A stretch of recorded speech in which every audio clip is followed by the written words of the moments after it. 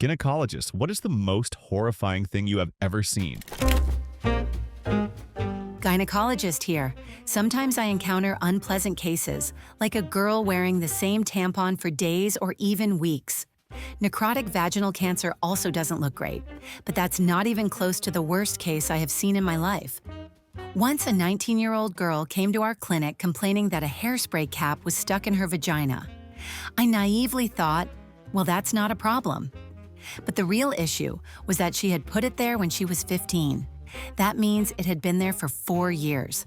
She didn't explain why she had done it, but it was clear she was deeply ashamed. Even before she undressed, the smell was horrific, and it got even worse when I started examining her. The cap was inserted with the edge facing up, and over 4 years, it had become embedded in the vaginal tissues. The removal was complicated by the fact that the cap had punctured both her bladder and rectum. To remove it, multiple extensive surgeries were needed. I am not a gynecologist, but I know someone who recently had a hysterectomy, removal of the uterus. She had stitches in her vagina that needed time to heal, but she was so impatient to resume her sex life that she couldn't wait and ended up tearing the stitches. As a result, her intestines spilled out of her vagina. I heard this in such detail that I don't think I'll ever be able to eat ground meat again. According to the girl, when she was rushed for emergency surgery, she could feel her intestine lying on her leg and pulsating. How do you delete someone else's comment here? I had a friend in high school who was terrified of going to the gynecologist. When she finally gathered the courage for her first exam, she got so nervous that she clamped the doctor's head between her legs like a vice. According to her, it took a while before she could relax and release the doctor. It was extremely awkward. Now she laughs about it, but her fear of anything related to her reproductive organs never went away. She still doesn't even like using tampons. I am a medical student. Once I joined a surgery as an assistant for a hysterectomy. We were told it was for a small ovarian tumor. But when we opened her up, it turned out to be much worse. Her entire abdominal cavity was filled with metastases, and we spent 13 hours just trying to reduce the tumor load. The operation was originally supposed to last only about 3 hours. At some stages, we got help from general and vascular surgeons. We had to replace half of her blood volume. After everything, she was in very poor condition. The recovery process was long and difficult. But in the end, she somehow pulled through and returned home to her family. It was a physically and emotionally exhausting case for all of us.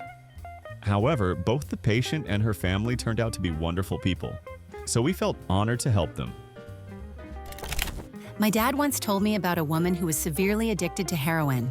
For some unknown reason, one day she decided to get creative and injected herself in the labia. It led to gangrene. I don't think the risk was worth it. I'm a medical student and will become a full-fledged doctor in a few weeks. Not exactly a gynecologist, though. During my gynecology internship, I was assigned to examine a woman. As I was preparing for the exam, the smell in the room was so strong that I started suspecting the worst case of bacterial vaginosis I had ever encountered. I proceeded with the examination, trying to identify the cause, but I saw no unusual discharge. Strange. I started stepping back and noticed that the farther I moved, the stronger the smell got. Turns out, it was just her feet reeking horribly. I highly recommend reading Dr. Lissa Rankin's book, What's Up Down There. There's a chapter where she describes the most horrifying cases of her career. For example, she found maggots, money, and other things, but those were mild cases. The craziest story was about a woman who had a potato growing inside her vagina. Check it out. Wait, what? So basically, a woman used a potato as a contraceptive. Since potatoes love warm, dark, and moist environments, it started actively growing. In the end, she had potato sprouts dangling from her vagina. My story is not about vaginas, but about breasts, but it's just as disgusting. When I was in high school, I joined a student organization that sent students for practical training. I decided to help in the emergency department. One day, they brought in a very obese woman. Her complaint was chest pain. Everyone noticed a terrible smell coming from her, so the doctor decided to clean her up and examine her. He washes her, lifts one of her breasts, and that's when an overwhelming stench fills the room, nearly making us all pass out. Under her breast was a colorless crust. The doctor washed it off, and as the scab peeled away, a small hole was revealed, out of which cockroaches began to crawl. Most likely, she had cockroach eggs laid in the fold under her breast. When they hatched, the roaches couldn't find a way out, so they had to chew their way through to escape. My mom once told me a hospital story that I think is the most disgusting medical case I've ever heard. A 50-year-old woman came in for an exam. She was extremely obese, 227 kilograms. She said that her husband had complained about a strange smell during intercourse. The weird part, not only did her husband notice the smell, but the entire hospital could smell it too. I don't remember all the details, but in the end, it turned out that her entire vagina was necrotic. Surgery was required, but it didn't save her. She soon died. The best part of this story? Her husband was the first to notice this hellish stench, and during sex, no less. I'm not a gynecologist, but I've seen some gruesome cases. I saw a woman with vaginal cancer. Later, I witnessed what happened to her after a complete removal of her vagina and cervix. It wasn't a pleasant sight. I can't describe all the procedures in detail because I was just a young medical student at the time. But in the end, all that remained of her former organs was a large, hollow hole from which fluids would drip. The poor woman was so devastated that she begged her husband to leave her, saying, "After this, you will never be able to love me." But he was young and stayed by her side the entire time, holding her hand, comforting her, and showering her with love. You could tell that guy absolutely adored her. We had a 220-kilogram woman admitted with lower body paralysis. She had a massive ulcer and necrotizing fasciitis, which had completely destroyed the tissue around her genitals and buttocks. Her rectum was covered in erosions. We realized this when feces began leaking from multiple areas of damaged tissue. When the doctors asked us to collect a urine sample, we found out that she no longer had a functioning bladder or a vagina. We tried to patch the wound somehow. 6 of us struggled to turn her onto her side and stuffed her gaping wound with gauze, hoping she wouldn't soil herself during the procedure. She died very quickly. In such cases, there's nothing we can do. I feel so bad for the first girl. I hope she's happy now. I feel bad for everyone in this thread, including the readers. I'm not a gynecologist, but I had a birth defect I didn't even notice until I started using tampons. Basically, I had a septum, which meant I had not 1, but 2 vaginal openings. I only realized this was a problem when I once tried to remove a tampon and failed. I had inserted it through one opening, but when I tried to pull it out, I accidentally reached through the other, smaller one, where it got stuck. It was agonizingly painful and I couldn't do anything about it. Luckily, my mom was nearby. At first, she thought I was just an idiot who couldn't remove a tampon, but then she saw what was happening and took me to a gynecologist. I had surgery and now I have no problems. I'm not a gynecologist, but when I worked in the emergency room, I witnessed an interesting case. An elderly woman was brought in after a fall. During the examination, we discovered she had a gigantic vaginal tumor. Her pelvis looked like someone had attached 2/3 of a soccer ball to it.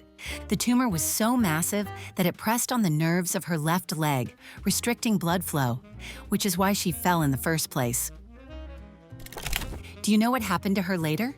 When I left the hospital, they were still working on her. I hope she was eventually transferred to hospice care. At 80 years old, there was no point in chemotherapy, radiation, or surgery. I work as a nurse in a gynecology department. Surprisingly, I rarely see anything truly horrific. Women tend to be quite careful about their vaginas. The worst case I ever saw was a woman undergoing a hysterectomy. At the start of the surgery, the surgeon made a mistake and accidentally cut her intestines. They decided to halt the procedure and wait for her intestines to heal before proceeding.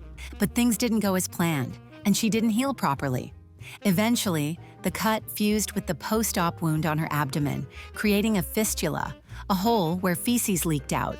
That kind of wound isn't easy to heal. She spent 9 months in the hospital, suffering through countless infections, wound ruptures, and painful dressing changes that lasted for hours.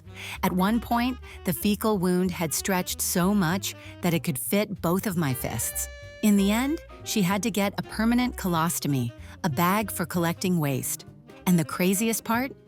They never even removed her uterus. Well, thanks to your stories, I will never again feel ashamed for not shaving my legs or bikini area before going to the gynecologist.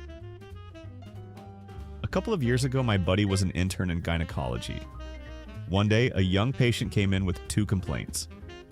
She couldn't get pregnant. She had constant diarrhea. The gynecologist asked, "How often do you have anal sex?" She replied, "Always." It turned out that her boyfriend had convinced her that getting pregnant through the back was easier than through the front, so she asked him to only do it from behind. A story from my gynecologist colleague. A girl came in for a checkup, got on the chair, and my colleague inserted his fingers up to her cervix. At that moment, she had a genius thought and asked, "Have you ever thought that this is kind of like stuffing a turkey?" My colleague, trying to keep a straight face, replied, "No, but now I'm going to think about it every Thanksgiving." The patient burst out laughing, then looked my buddy straight in the eyes and clucked like a turkey, while his fingers were still inside her. My favorite Thanksgiving story. My grandmother worked as a gynecology nurse for 20 years. One day she stormed into the house, furious, and yelled, "If I ever have to look at another vagina in my life, I swear I will kill someone." She was smashing dishes in the house at the same time. The next day, she quit her job. My mom works as a gynecologist assistant, so I've heard a lot of different stories. One time, a woman walked into their office smelling like a dumpster. It turned out she had been wearing the same underwear for 2 months. They were dark yellow-brown in color. Apparently, no one had ever told her that she needed to wipe her butt. My first visit to the gynecologist was really weird. I was super nervous, and I got this old lady who definitely noticed it. To lighten the mood, she said to me, "Well, you're lucky you didn't get a male gynecologist. They don't have fingers, they have huge sausages." Then she stuck her old wrinkled fingers into me.